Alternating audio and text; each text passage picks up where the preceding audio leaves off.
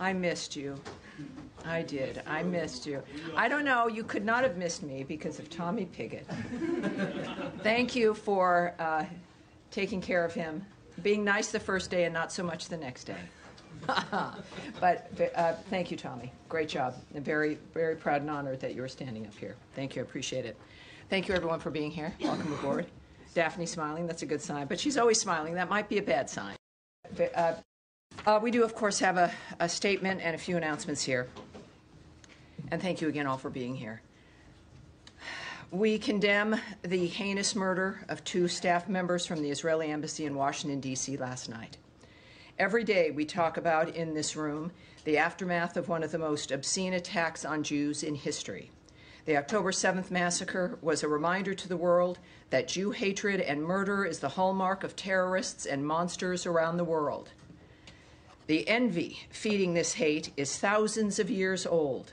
It is now the 21st century, and it is time for the barbarity to end. While this obscenity happened in Washington, D.C., we have a president and a secretary of state that recognize the importance of saying, enough is enough, and genuinely, never again. There is a reason why we stand in solidarity with Israel. There is a reason why we stand with our partners at the Israeli embassy. And there is a reason why we stand with the Jewish people here in the United States and around the world. Because America has a history of not allowing the monsters among us to destroy life, the future, and everything that matters. The Department of State's Diplomatic Security Service is providing ongoing support to the D.C. Metropolitan Police Department and their investigation of this incident and coordinating with other federal and local law enforcement partners. As Secretary Marco Rubio has said, make no mistake, we will track down those responsible and bring them to justice. Our prayers go out to their loved ones. Sarah Milgram and Yaron Lashinsky. Sarah Milgram and Yaron Lashinsky. May their memory be a blessing. Now, on Capitol Hill this week, Secretary Rubio went before Congress to share how we are implementing President Trump's vision of an American-first foreign policy.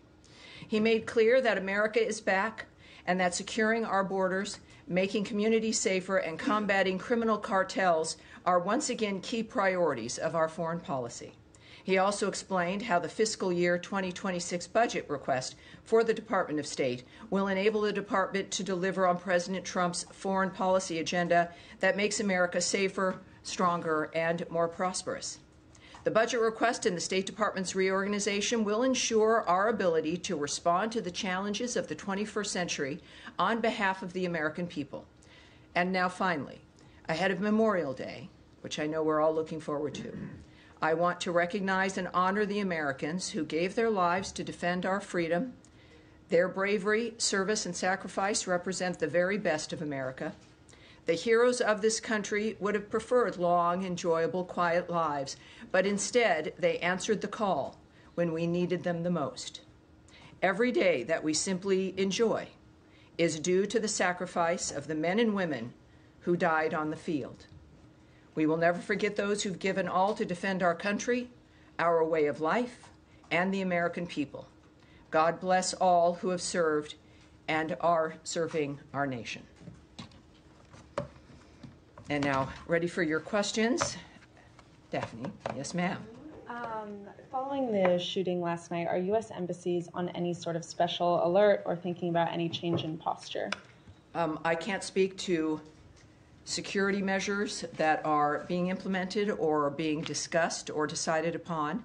What I did note in my topper is that, in fact, we are working certainly with the D.C. Metropolitan Police and the security of this building, of American diplomats, of diplomats throughout this city is of paramount importance to the United States of America. We act on that every single day, and certainly we're continuing to do that today and in the days that come as well. And has Secretary Rubio had any conversations with Israeli officials or the Israeli ambassador today? I can't remark on the specifics of any conversations that have been had, but I know that, of course, you've seen his messages, the tweets, and of course we will hear, no doubt, again soon about the nature of what's transpiring. But I can tell you that He is, as all of us are, is heartbroken. We're all affected by this. It is something we deal with, in a sense, of course, every day. This administration, the secretary's work, the president's work, and often I don't know how they do it. I have maybe 40, 45 minutes with you guys twice a week, and these are issues that are existential all the time. And I know that, again, my work is made easier because I know the people running this country care about life and about the condition of our lives. And so that's the most I can say, separate from certainly specifics of who they're speaking with. All right. Yes, Andrea Mitchell.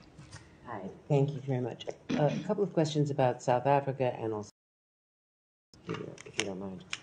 In South Africa, the State Department is empowered legally with deciding when a genocide exists.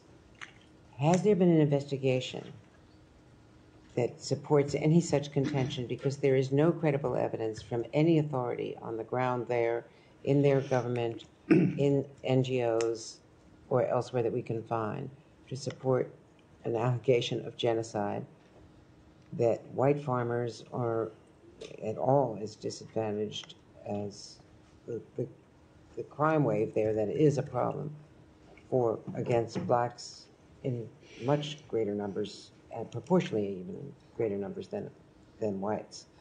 The fact checkers have shown that the white crosses were put up as a protest against the criminal movement and against the death of the farmers. The crosses and the burial were all part of a protest against the criminality, not as described. So what information was given to the White House, if any, by the State Department, by the experts in the field, to support what was described as an ambush widely around the world of a South African visitor who had a celebrated background as a leader of a biracial government and someone who was jailed with Mandela and who has been one of the civic leaders of a new South Africa, as troubled as their history has been and as troubled as their current situation is?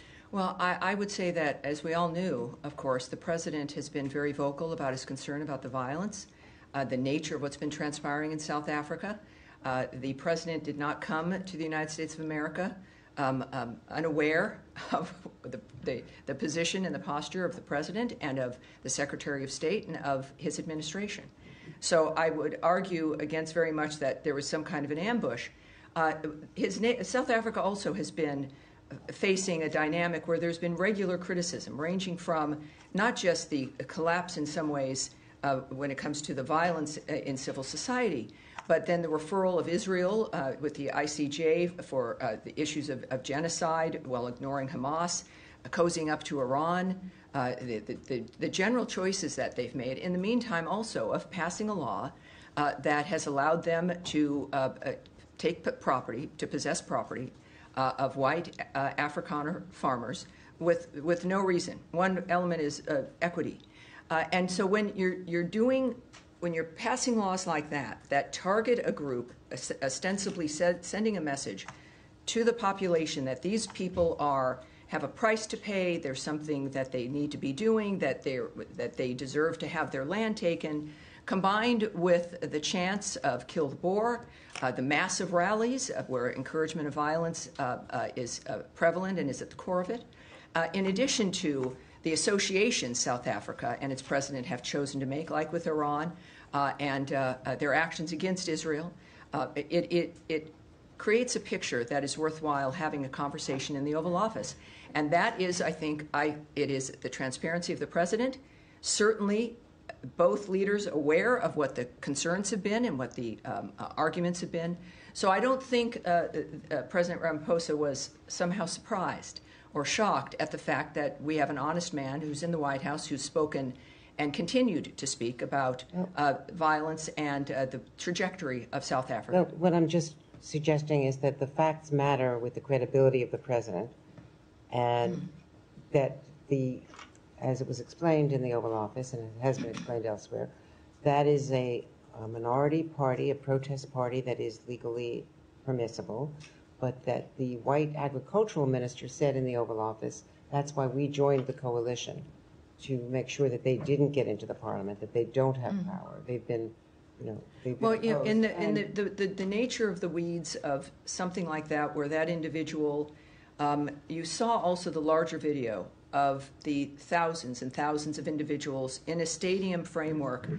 And I think that what Americans in the world and what South Africans see is a movement and an attitude that is not only not punished, but reinforced, but Andrea, reinforced with a law that says, oh, those people that you're calling to have be killed, yeah, let's take their land. Who does that? Who does that in the midst of that environment? And I think that when we think about, I'm not certainly going to get ahead of the president. President Trump is someone that the world knows, says what he thinks and acts on what he thinks. But I think that it was very clear, and he's been clear, as has the secretary, about the problems with South Africa, the nature of the signals that it sends, the quality or lack thereof of life, the fact that we have taken in refugees, very basic standard of looking for asylum. They've met that standard, and it's more than just complaining.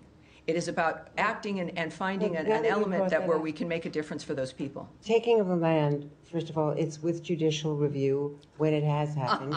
It's not. Now, let me correct you right there, Andrea, and then I'm going to move on. This particular law they tout has not even been implemented yet. That's correct.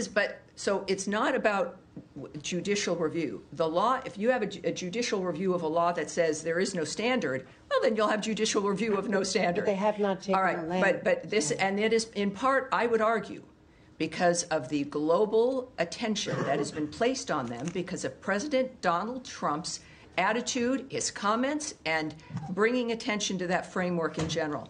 That is why that hasn't been acted on. And we'll move on. No, but I think I've been clear. Yes, Matt, I think you have probably something to say. Tammy, let me just...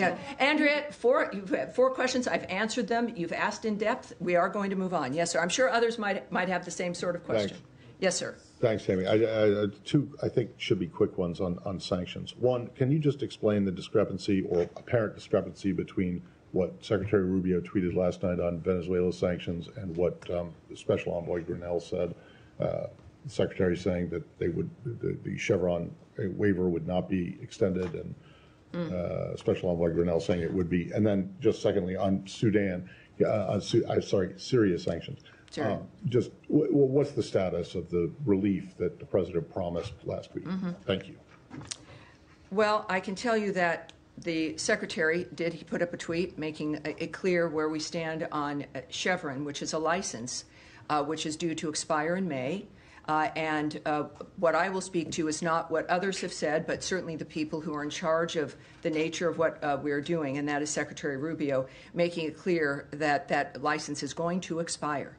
And so that's what I take my lead from is his remarks in that regard. So there's no confusion. I think many people on every issue can have a lot of opinions, but I think clearly who we look to are the people who have the power to have the impact and who make the decision. And of course, this is at the direction of President Trump as well. About Syria.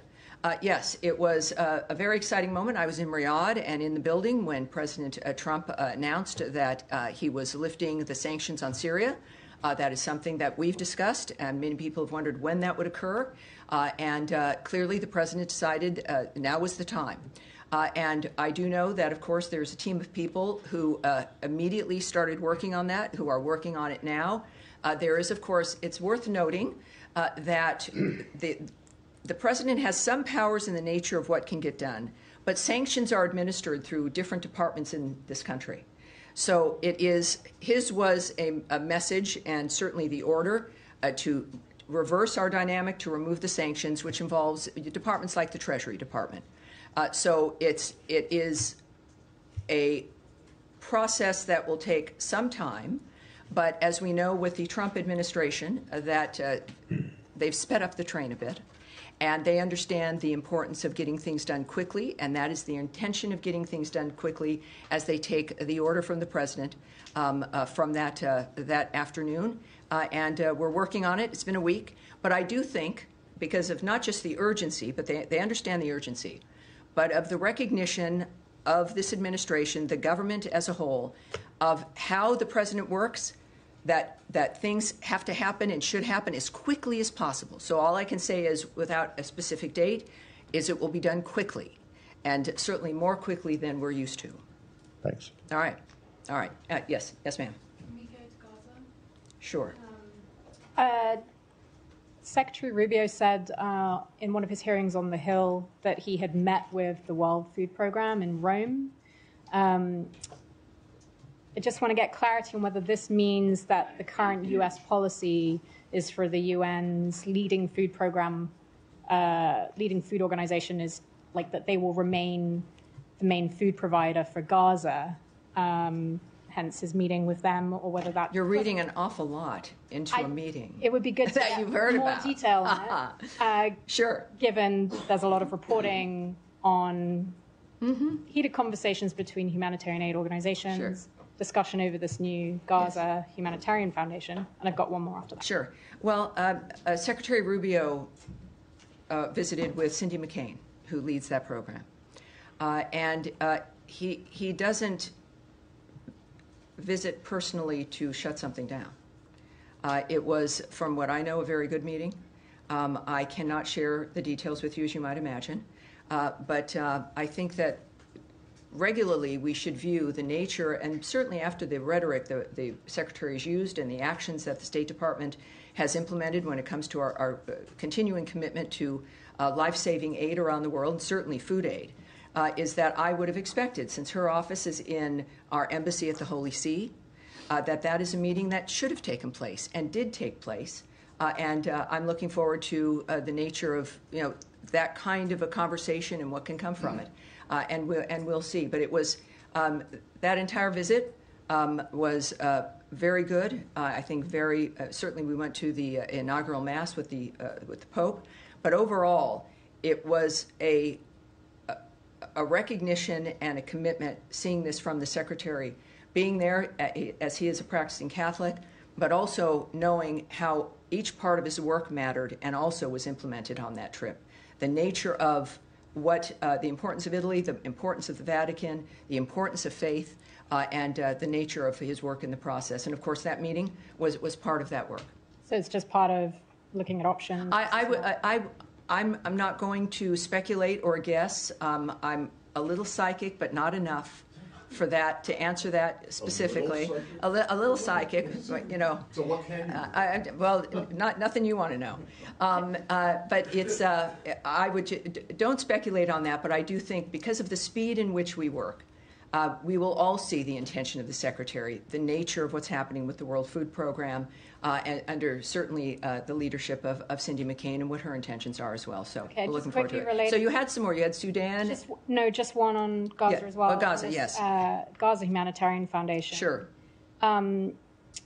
There's reporting about private security that would be used for this new foundation.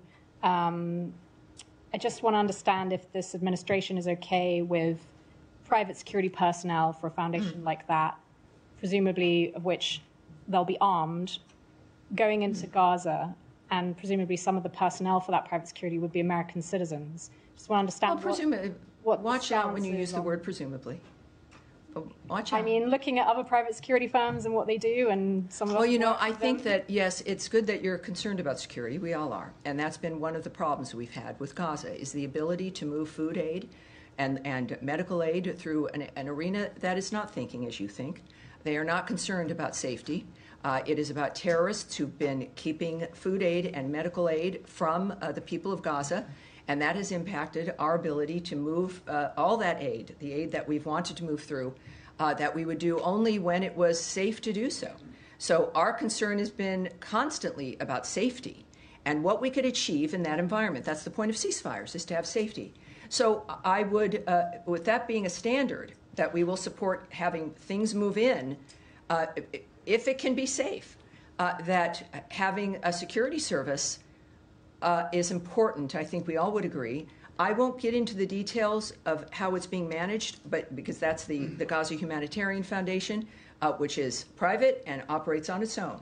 But clearly, when it comes to what one of our core elements was, which is that we support all of this, if it can be moved in safely and securely and without falling into the hands of terrorists and the people who are causing death and destruction in that area. It seems like they've structured something that can manage that is the equivalent of something that we can all agree on, and they're moving forward. So that's the story, is that we've been able to do it, we being humanity, that it's something that all of us have wanted to see, which is a movement of aid. If they use private security, you need to call them. When we speak about private security, what I look at as the story is that we've managed or expect to manage a security that gets food and medicine to the people who all of you have wondered about whether or not they're going to get it. That's my story, and that's the story of humanity and the people of the Gaza Strip. Yes, sir. On Iran, Mr. Witkoff is meeting with Mr. Arakchi tomorrow in Rome. Both sides have been stressing on respective positions in the past few days regarding enrichment. Do you see a chance to have a path forward towards compromise or not? And if I may, a second question. Can I answer that one so that we can, and then I won't lose you, don't worry. Thank you. It's like we're on a slide, you're hanging on. Yes, what I can say is that we've made it clear on every project we're working on, certainly including Russia and Ukraine, that our involvement is really because we feel we can make a difference, and that's why we do it. This additional meeting, certainly the fifth round of the nuclear talks, would not be happening if we didn't think that there was potential for it. And so I would say that clearly we believe that we are going to succeed. We've also been very clear on some basic things, like they're not going to have a nuclear weapon. They've been very clear, most of our leaders have been, who've spoken on it, that this is about no enrichment, and the Iranians are at that table. So they also understand what our position is, and they continue to go. So we feel something's good enough for us to continue this work. Second question. Secretary Rubio this week at the Senate Foreign Relations Committee said that the past 4 meetings have been focused on enrichment only. So other issues like the Iran's support for the proxies, which is like the concern for the regional countries, are those issues going to be discussed later on, or are they going to be part of another round of discussions? Well, I'm not, again, part of the negotiating team, won't discuss what might be the plan. But just like an issue of needing a ceasefire before you discuss what the land is going to look like and what the nations are going to be doing after the fact, there's points that you have to get to before you discuss elements that might not even be a factor if you can't get to the bright line that allows us to move forward. And that bright line has been enrichment, certainly not getting a nuclear bomb, and those things have to be addressed. I say this because that's what I've seen them do, and being very specific, which is fabulous because nobody's guessing at what the goal is. But of course, considering the generational issues involved, this is, and the president has said this about everything he's worked on, with the generational issues involved, that these cannot be solutions that last 6 months or are able to be broken in 18 months, or in 3 years, your 15-year-old is suddenly pulled into a war because now they're 18. That these have got to be enduring, fundamentally changing arrangements that only Donald Trump can bring because of the nature of his attitude, his vision, and because of the support of the American people understanding that this was a factor. So I would say, well, I'm not going to go on from that. I think that'll be it. Yes, but yes, go ahead. Hi there. The U.S. sent some migrants to Djibouti, and I'm wondering, are you in negotiations with Djibouti to accept these people, or are you still trying to get them to South Sudan, who say they won't take third country nationals? What's the State Department's role in this? Well, we know that, of course, the Secretary's been very open about the fact that we are negotiating with a number of countries to facilitate the deportation of people who are here in this country illegally. I can say also, as the Secretary has noted, that we remain unwavering in our commitment to end illegal and mass migration and bolster America's border security. I won't discuss the diplomatic conversations, which clearly is part of this framework, with specific countries here. I would also point you to Caroline Leavitt's remarks the hour before my briefing here, where she noted a court order required the flight to go to Djibouti, and I know the White House has more details on the framework involving that.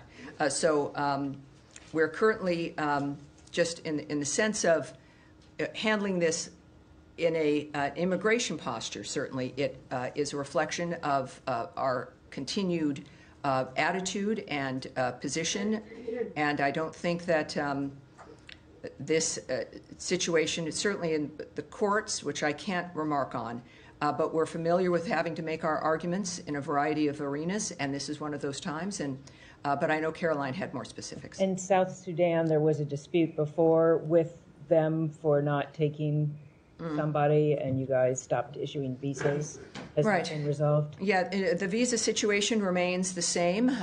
Yes, we reacted in that regard because they had confirmed that this one particular person was a citizen, prepared to take him back, and then that did not happen at the last moment.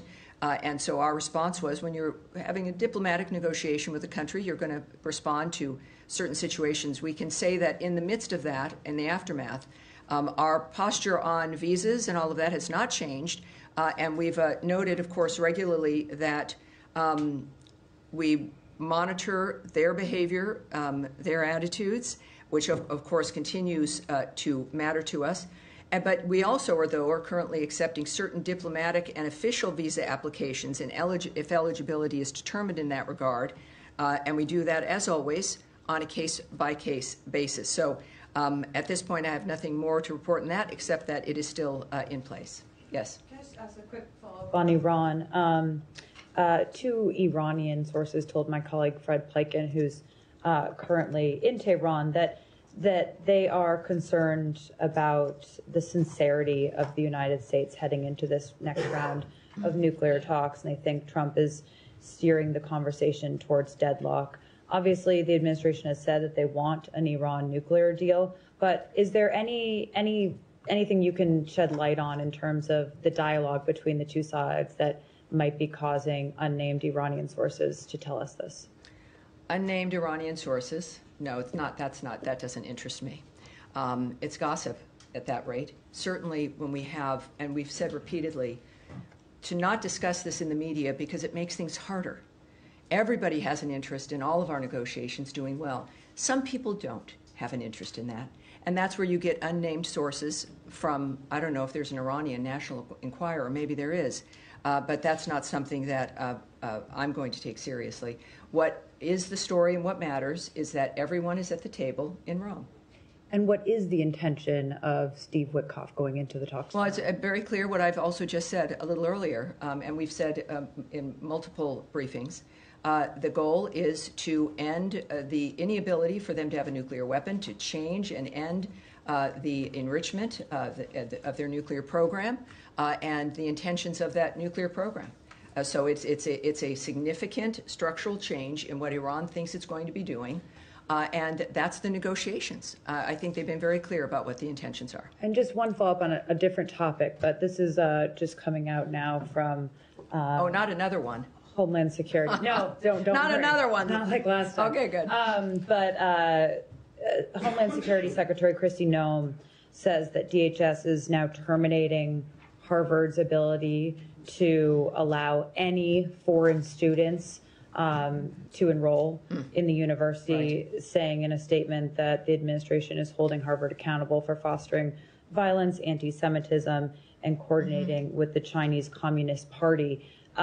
This is obviously a program that isn't run out of the State Department, but some of these J-1 visas are issued by the State Department. So can you shed some light on this decision by the administration? We've seen those reports, and we're looking at them, and I can't answer that immediately, but as soon as we might have an answer, I can get it to you.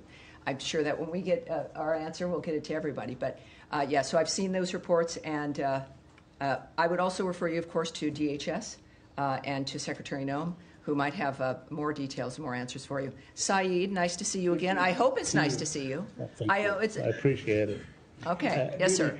Two quick follow-ups. One on Andrea. Yes. On South Africa, and then one on Gaza. Sure. On South Africa, you said that the president was also influenced by what South Africa has done in terms of referring, its role. Well, I said we all have been. We all have been. Yes. Yeah. Well, its role with the ICC. Yes. Just to clarify that. So he was, because South Africa referred Israel to the ICC?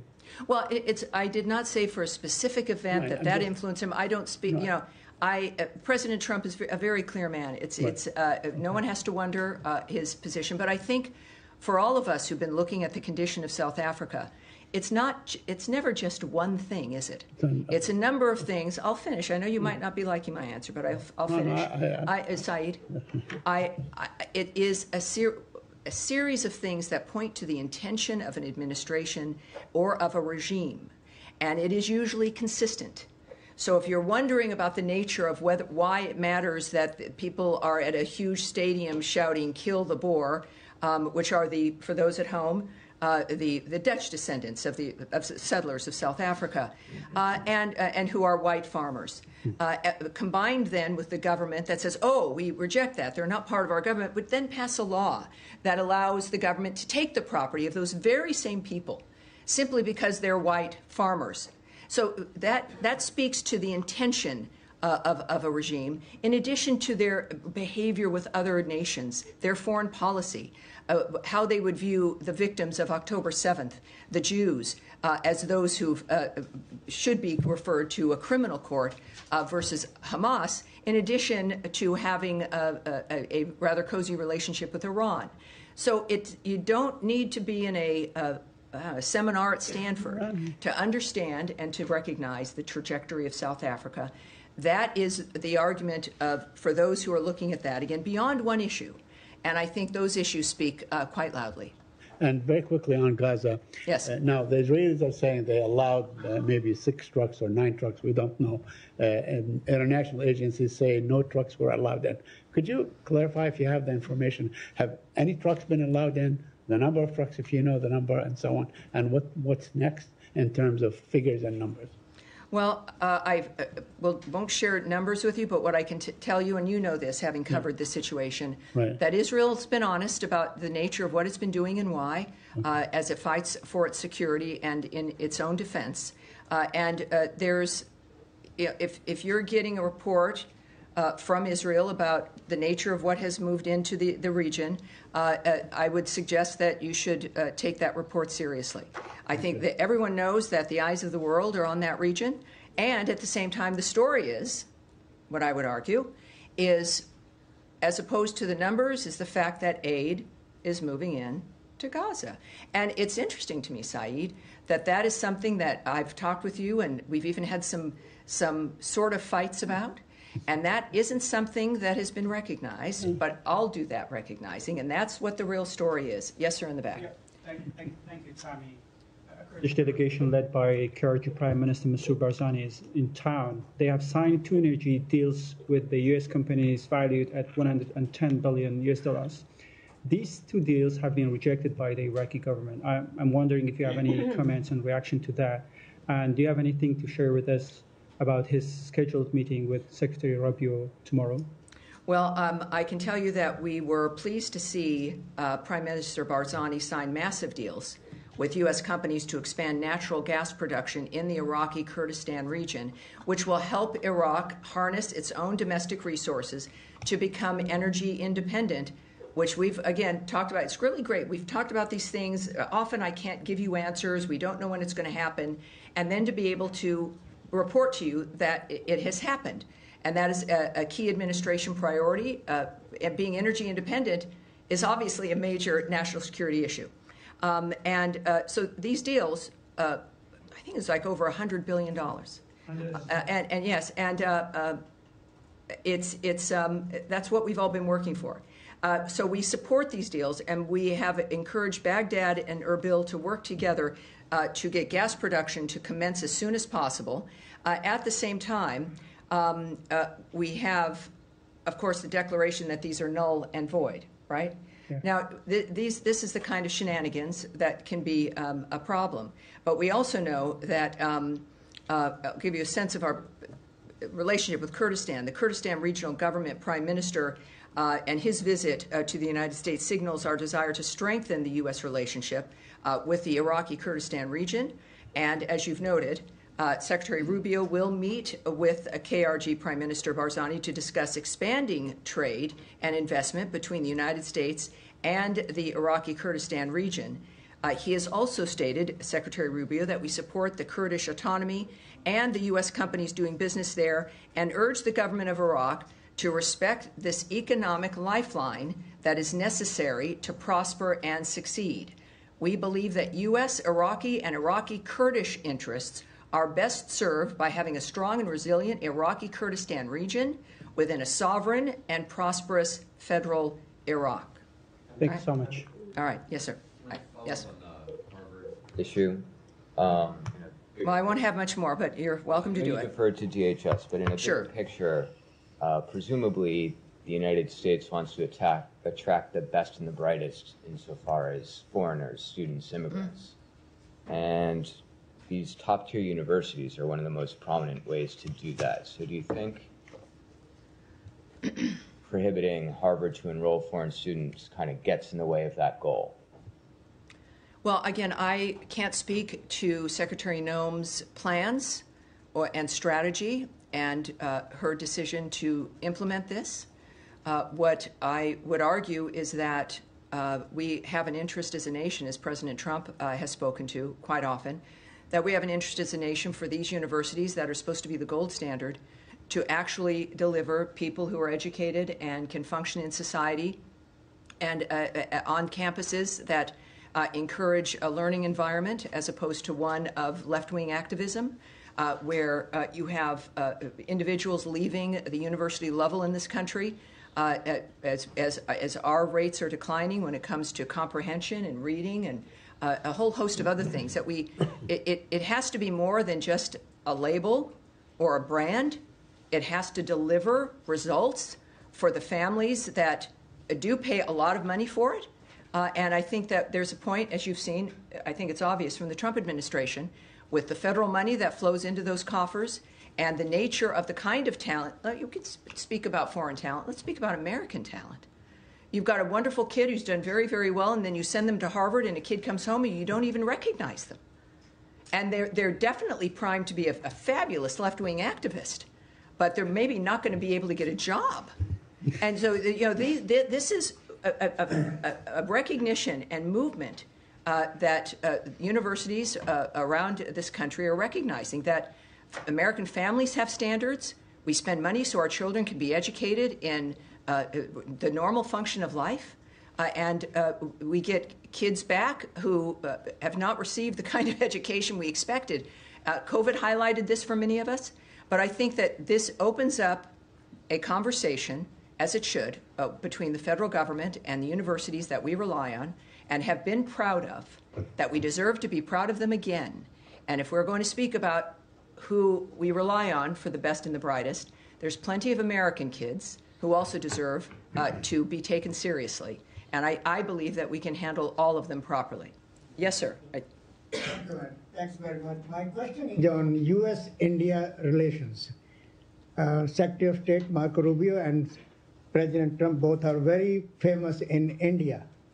As far as the U.S. policies are concerned, most Indians agree with. I hear you're pretty famous in India. Yes, all right, keep going. My question is, Madam. Yes, sir. As far as terrorism against India, recently in the state of Kashmir is concerned, innocent Indians tourists were massacred. Oh yes, we all know that. Yes, ma'am.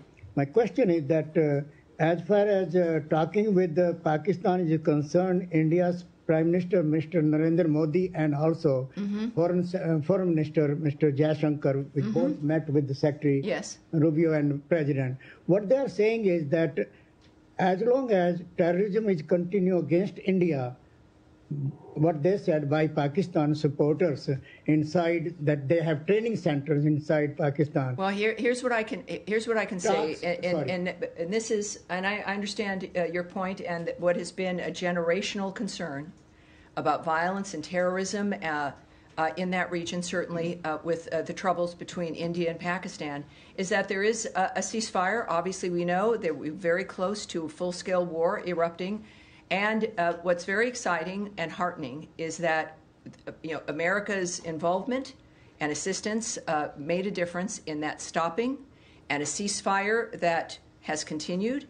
But of course, within that, one expects, as the world noticed again, that has not been resolved.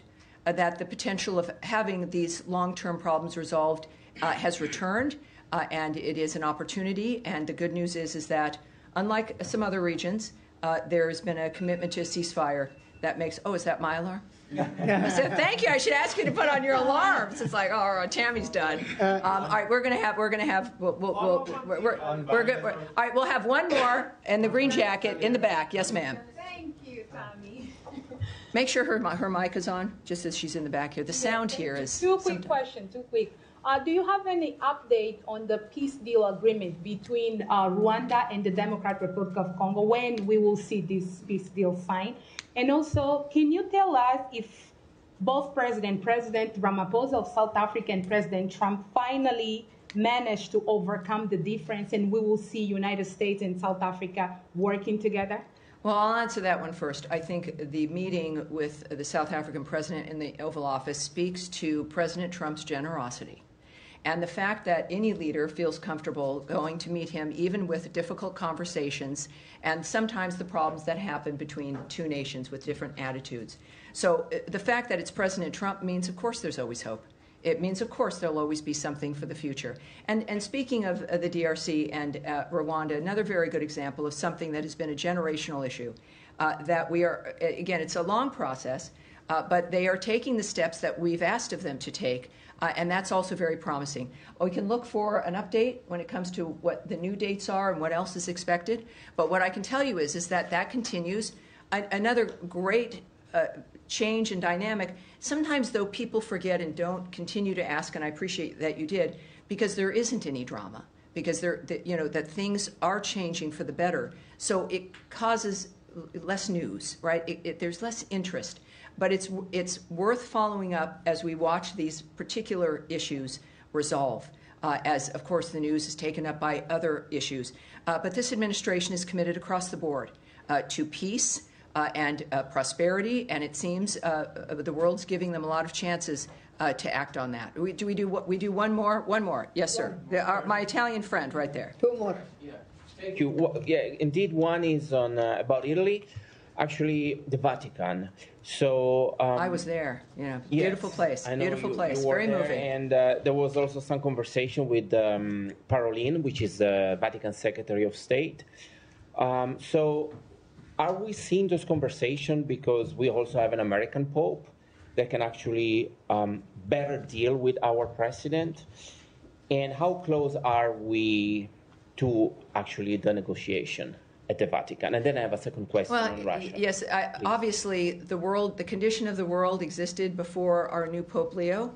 I'm not a Catholic, but I'm very moved by the nature of that faith, and it was just a beautiful experience to be there.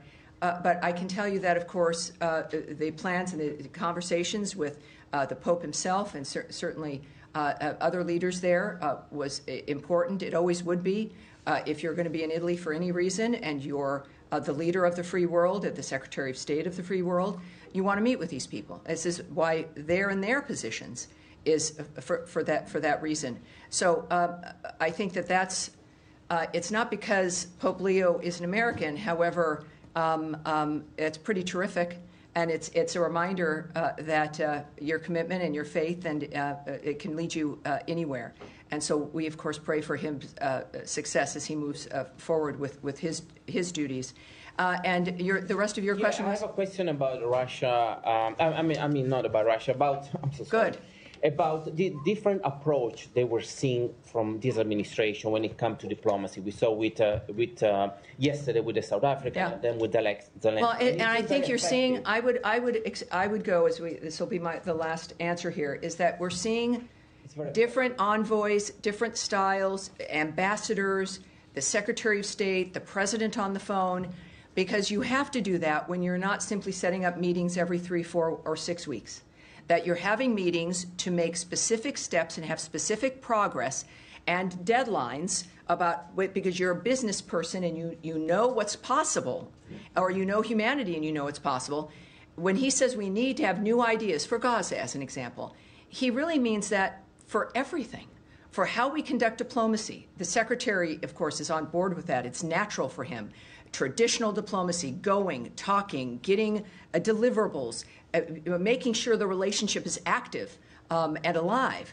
And that is how you bond, you make friends, and your relationships with other countries are better. So the Secretary operates in that fashion. But yes, there's a huge difference in that we are on, well, certainly we have now, 3.5 years?